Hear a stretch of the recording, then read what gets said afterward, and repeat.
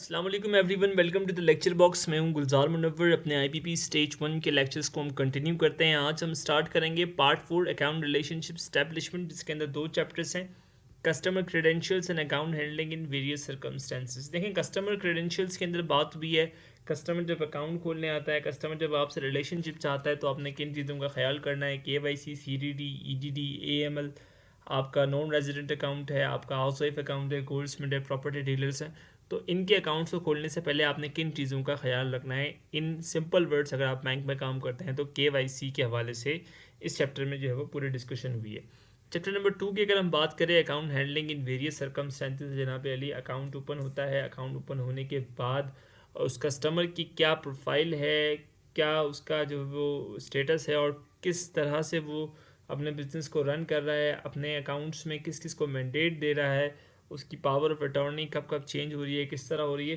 तो इन सब चीज़ों के ऊपर जो है वो इस चैप्टर में बेसिकली डिस्कशन हुई है। तो स्टार्ट करते हैं अपनी आज की वीडियो। स्क्रीन पे आप देख सकते हैं, सबसे पहले हम डिस्कस करेंगे कस्टमर क्रेडेंशियल्स को, उसके बाद हम बात करेंगे account handling in the various circumstances. Customer credentials की अगर हम बात करें तो कस्टमर क्रेडेंशियल्स आप स्क्रीन पे देख सकते हैं, बहुत सिंपल है। पहले दो क्वेश्चंस तो बेसिकली आपको ये बता रहे हैं कि आपने एब्रीविएट कैसे करना है। KYC की फुल फॉर्म क्या है, आप स्क्रीन पे देख सकते हैं। KYC की फुल फॉर्म है नो योर कस्टमर, ज़्यादा मुश्किल चीज़ नहीं है। नंबर 2 अगर हम देखें तो CDD की फुल फॉर्म क्या है, कस्टमर ड्यू डेलिगेंस है। इन दोनों के डिफरेंसेस की अगर आप मज़ीद डिटेल जानना चाहें तो उस पर मेरी सेपरेट वीडियो मौजूद है, ये differences between the KYC, CDD and EDD।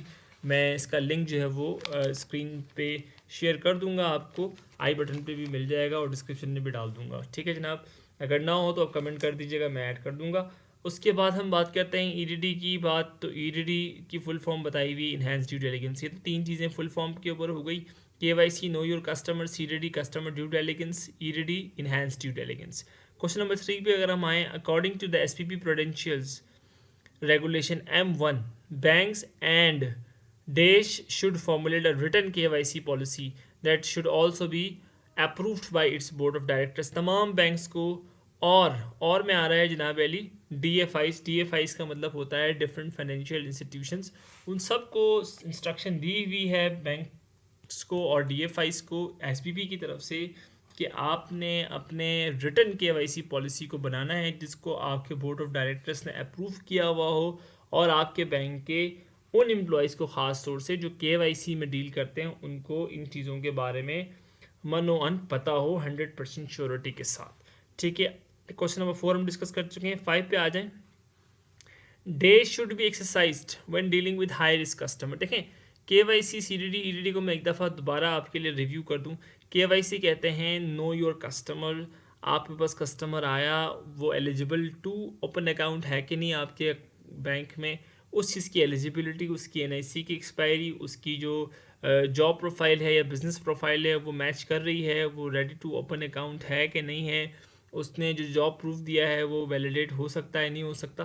तो ये KYC का पार्ट है। CDD बेसिकली है कस्टमर ड्यू डिलिजेंस, जो कि कंटिन्यूस एक तरह से आपने अपने KYC बनाते रहना है कस्टमर के, टाइम टू टाइम आपने उसके जो ट्रांजैक्शन से उसको मैच करना है उसकी प्रोफाइल के हिसाब से। तो ये CDD है।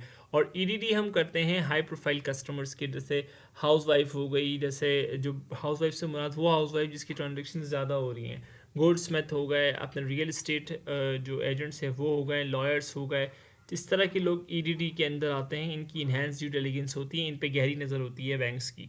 ठीक है जनाब, नंबर 5 पे है day should be exercise when dealing with high risk customer. हमने अभी बात की, EDD एक्सरसाइज होती है हाई रिस्क कस्टमर के साथ। नंबर 6 हम बात करते हैं AML की। AML का फुल फॉर्म क्या है, एंटी मनी लॉन्ड्रिंग है। एंटी मनी लॉन्ड्रिंग का मैं आपको बुनियादी पर्पस बताऊँ, बैंक ये चाहता है कि उसके जो कस्टमर्स हैं जो अकाउंट ओपन कर रहे हैं, तो उसके कस्टमर्स के अकाउंट में उस बैंक में मौजूद कस्टमर की जो प्रोफाइलिंग हुई हुई है उससे मैच करते हुए उसकी ट्रांजेक्शन्स होनी चाहिए। लाइक एक दूध वाला है तो उस दूध वाले के अकाउंट में 200-300 रुपये की सिर्फ ट्रांजेक्शन हो रही है महीने में, तो इट मीन्स के ये ट्रांजेक्शन जो है वो उससे मैच नहीं कर रही। या इसी तरह उसी दूध वाले के अकाउंट में अगर बिलियंस में ट्रांजेक्शन हो रही है तो ये चीज़ें जो है वो एंटी मनी लॉन्ड्रिंग या CPF के अंदर आ जाती है।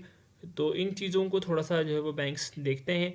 और एंटी मनी लॉन्ड्रिंग के ऊपर जो है वो बड़ा फोकस है आजकल, ख़ास तौर से कंप्लाइंस के अंदर। तो हमें जो है वो पैसे को, कस्टमर पैसा तो ला रहा है लेकिन वो किस सोर्स से ला रहा है, इस चीज़ को वैलिडेट करने की जो है वो का नाम आप यूँ कह सकते हैं बैंक की लैंग्वेज में एंटी मनी लॉन्ड्रिंग है।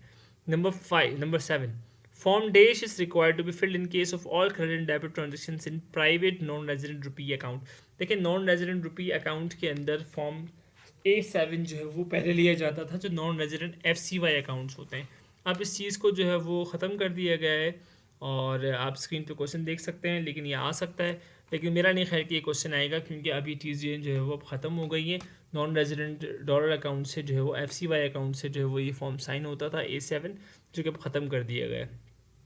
Account handling in various circumstances. Number 1, देखिए, account handling in various circumstances के अंदर जो इंपॉर्टेंट क्वेश्चन है वो हम डिस्कस करेंगे। Before opening a business account it is advisable to conduct a dash of the person intending to open a account.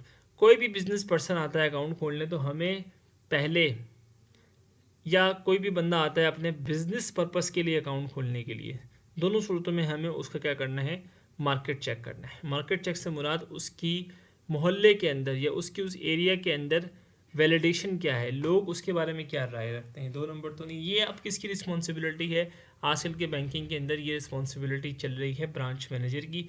वो sign करता है विजिट रिपोर्ट के ऊपर, वो साइन करता है कस्टमर की जो मार्केट चेक के ऊपर कि मार्केट चेक हमने कर दिया है, कस्टमर ओके है। ठीक है जनाब, तो ये एडवाइस की जाती है स्टेट बैंक की तरफ से भी, और बैंक की अपनी जो कंप्लाइंस है वो भी एडवाइस करती है कि ब्रांच मैनेजर या जो ऑपरेशन मैनेजर है वो इस चीज़ को वैलिडेट करे कि कस्टमर जो है वो उसका मार्केट चेक ओके है। Number 2, a bank dash is a contract between the bank and customer setting out all the terms and condition of using the bank services. देखें, बैंक के अंदर कुछ कस्टमर्स ऐसे होते हैं जो डेली ब्रांचेस में विजिट नहीं कर सकते।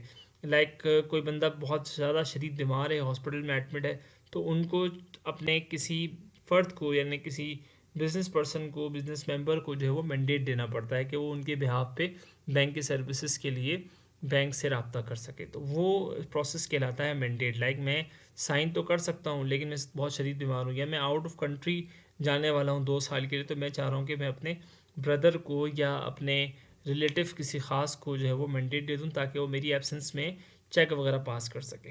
तो ये मैंडेट का ऑप्शन होता है। Number 3, special dash is made for special purpose.